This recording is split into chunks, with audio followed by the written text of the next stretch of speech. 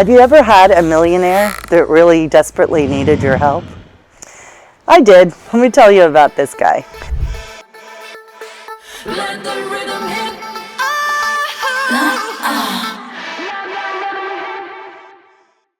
So this whole story is about Chayton. So my foray into the world of romance scammers started probably around the very end of May in 2021. So I've had the little brief stint where I thought I was in love with Killian Vergaard Lettner and then caught him. And then I went on to catch Bobby McCall. And now we're on to Chayton Williams. This was in October of 2021. Really good looking guy. And they always are, right? So the fake pictures, he totally looked like he could be from South America or Spain or somewhere, but he definitely didn't look like he would be a Williams, much less Chayton, which is a Native American name. And then he said that he grew up in Germany. And I started off always with these supposed German speakers.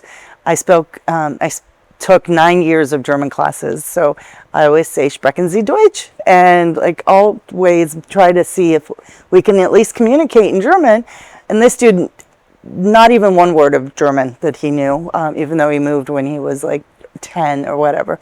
So anyhow, so Chayton starts with one of the very first questions once he got me off of Hinge and we were texting, and he wanted to know how much I knew about crypto, and he wanted me to learn from him. And he was basically, we're joking about him being my teacher. So I just kept avoiding it. He was wanting to teach more about crypto. This was his profession and everything else. So the details, I won't waste your time, but it went on to talk about he was going on a business trip with his crypto buddies, right? So mind you, it's October and he's in New York, supposedly. Well, he was in the pictures, these fake pictures, but he was wearing a very heavy winter jacket. Like, I want to say the pictures came through, and I teased him. It was a beautiful day that he sent that picture. And I'm like, well, the weather was 80 degrees. Why are you wearing this winter jacket? So anyway, he's like, I just forgot to take it off. I'm like, whatever. Anyway, so it progresses. And at this point, I've learned that it's at around the 6-week mark that they ask for money. So we've built it like back and forth, and honey and everything else. He's telling me all these wonderful things. And he was having a really bad day. I'm like, what's going on? He's like, well, my mom was in a car accident. But then he didn't ask me for money. So then he went on a business trip. He flew to, in between this, I asked him where in Maryland, because that's where he supposedly lived. He couldn't come to visit because he was visiting mom and dad in Atlanta. Sorry, mom and sister in Atlanta. He was doing all these things. He was too busy to meet me. So I asked him, where do you do your grocery shopping? And he said, Walmart. And I said, okay. But this guy is making supposedly lots and lots of money in the crypto world. So anyway, he goes on this business trip and he goes to a crypto conference. And I am an event planner, and I know that conferences planned well in advance, especially something that would be an international conference, there's no way that you extend a conference. Like, you don't just decide, hey, we're all having fun, so let's add another week. So when he told me that he wasn't coming back yet, because eventually with all the lying and everything, he told me he was coming back and we were going to see each other, he got delayed, and then he could not find a flight home. And I offered my travel agent to help him to get a flight home, all this. But now, while he's stuck, I think it was in England, whatever, his mom's car accident previously has now led to internal bleeding. And she's dying in a hospital in Florida or whatever. They will not help her unless he sends them money. And I'm like, why doesn't she have insurance? And what if, like in America, they treat you like you don't, this is not, common, that they would just ignore her. But now, so he says, I'm having internet problems, and I write him, if you're having internet problems, how are we communicating? So it ended up being that he basically needed me to log into his bank account because of the internet problems. So he needs to log into the bank account, so he sends me the login to take care of it for him so that he can get some money to his uncle, and his uncle is going to pay to save mom's life, right? So I log into this supposed bank account, and I studied finance in my undergrad and for my graduate degree, and some of the basic things that I know when you're logging into a bank account, that it's encrypted. So I immediately look at the website. There's no padlock that's closed. And another alarming thing is the man has $4.1 million in the bank. And he actually, I started messing with him and looked at the transaction history, and supposedly he opened the account a year ago, put 4.1 million and nothing else. He hasn't used it to pay any bills. He hasn't earned any interest. So I start messing with him. I send him a note. This isn't an FDIC insured bank. This is not a wise place to have all your money. You must have another bank account with money that pays your bills. And I just kept messing with him. Why haven't you done this? I can help you with your investments. And he's like getting mad. Like, just help me, Lud, and send my mom money or whatever. So I went along with it, and he asked me to send a note to the bank. And there was a place in this fake bank account that had message bank. And so I clicked on that and sent the message that I need to make this transfer or whatever.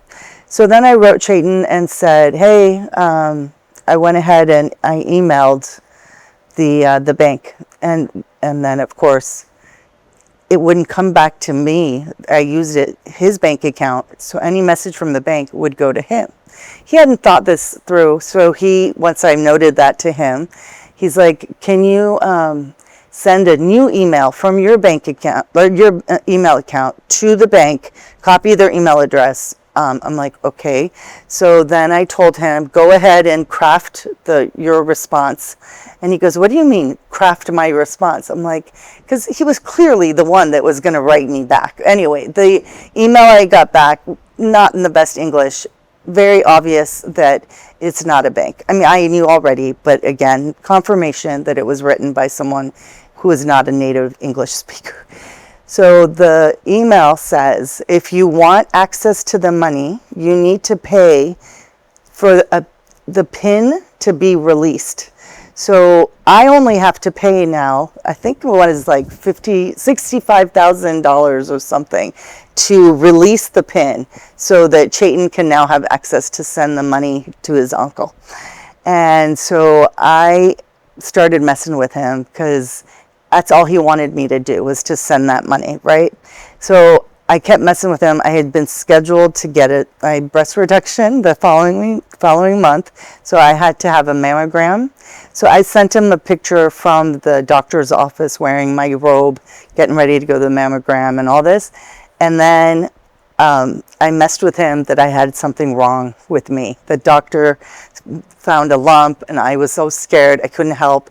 I messed with him so bad that he yelled at me, basically over text, that my mom is dying and you have to help me. And he basically really needed me to stop messing around on waiting. So the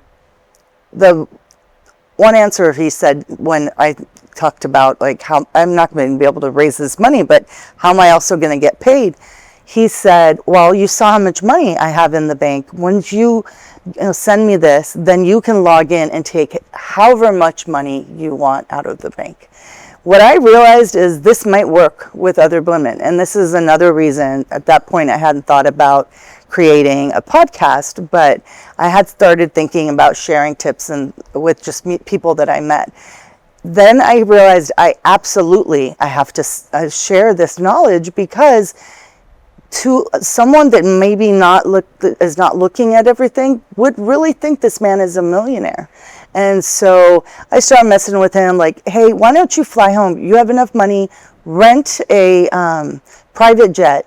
And he's like talking about how he's not someone that spends money like that. And I'm like, well, I can't. Why don't you ask somebody that actually knows you and that's met you to send money? I'm not going to be able to do it. So I finally ended it with saying, if you confess that you're Nigerian, I will keep you out of the blog that I'm creating about romance scammers. And the things that he called me, and the nonsense of, this is why your husband left you, and he didn't leave me, but this is why your husband left you, you're an awful human, blah, blah, blah, all these awful, awful things. But he never did confess. But later on, I did find him online, and he was definitely from Nigeria. But anyway, so yeah, this is how the millionaire wanted money. And please be on the lookout to have anything like that, because these stories that are very, very amazing and very intricate. I know people who are supposedly in love with celebrities that are worth many, many millions of dollars, and they still can't get them. They still can't get money enough that they ask for gift cards. So anyway, here's your scam hunter with the latest tip.